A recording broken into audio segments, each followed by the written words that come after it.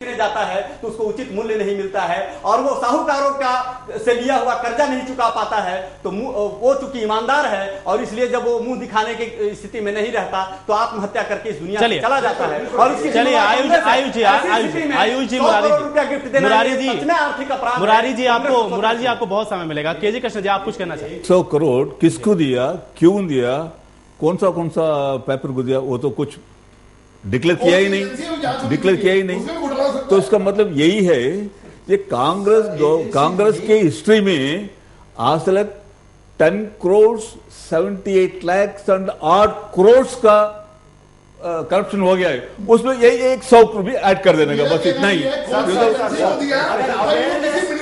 Minister की अपनी agency तो नहीं है, जांच करने वाला विषय। ये सारे जो पैसे हैं ये मीडियास को मिलेंगे, जो एड जाएंगे। किसका पैसा? ये सरकार का पैसा है, जनता का पैसा है, आम आदमी का पैसा है। आपकी कांग्रेस की बकौती नहीं है, जो आपने बिना किसी से बात किए हुए अपनी छवि बनाने के लिए किया। आम आदमी के फायदे के लिए ही करा जा रहा है। चलिए, किसान की बात कर रहे थे, किसान को, कंज्यूमर का फायदा, किसान का फायदा, आम आदमी का फायदा। अपनी फोटो लगा के नरेंद्र मोदी ने स्वामी विवेकानंद के सामने फोटो लगा दी है, बुक्स में, बच्चे की बुक्स में। फायदा ही नहीं है। में सबसे लग्जरियस जॉब जो कहा जाता है, आईटी सेक्टर में नौकरी करने वाले लोग महंगाई के कारण से आत्महत्या कर रहे हैं, वो आईटी प्रोफेशनल्स। ये स्थिति कांग्रेस ने पैदा कर दी है कि आम जनता को सब्जी खाना मुश्किल है, दाल खाना मुश्किल है, रोटी खाना मुश्किल है, चावल खरीदना मुश्किल है। आम जनता का भोजन दो वक्त का निवाला उसके लिए मुश्किल हो गया है। कांग्रेस ने स्थिति क्रिएट कर दी है। सरकारी खजाने को लूटने की उनको छूट नहीं हो सकती।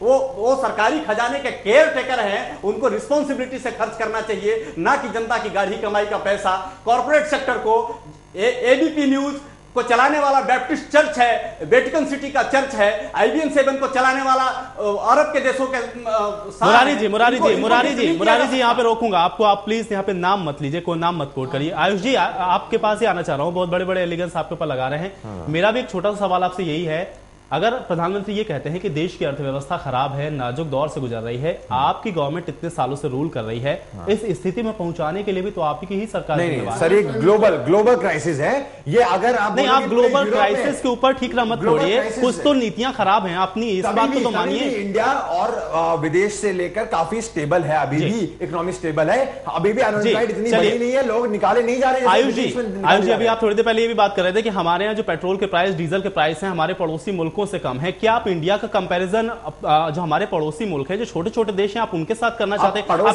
आप किस नेशन के साथ कंपेयर करना चाहते हैं? आप चाइना के साथ कंपेयर करिए ना। आप यूएसए यूके से भी कर लीजिए, कहीं से भी कर लीजिए। इंडिया के प्राइसेस उन सबसे, डीजल और पेट्रोल दोनों चीजों की कम है, अभी भी कम है। चाहे आप यूएस कर लीजिए, यूके कर लीजिए, कितनी भी, कनाडा कर लीजिए, कहीं से भी कर लीजिए, अभी भी इंडिया के डीजल और पेट्रोल प्राइसेस दोनों कम है। और जो एफडीआई की जहां तक बात है, मैं कहता हूं 5 साल बाद आप सभी बैठे होंगे और हम तारीफ कर रहे होंगे कि यहां से हमारे बच्चों को फायदा हुआ, एम्प्लॉयमेंट मिली है और हाथ से डिस्काउंटेड प्राइस पर डिस्काउंट।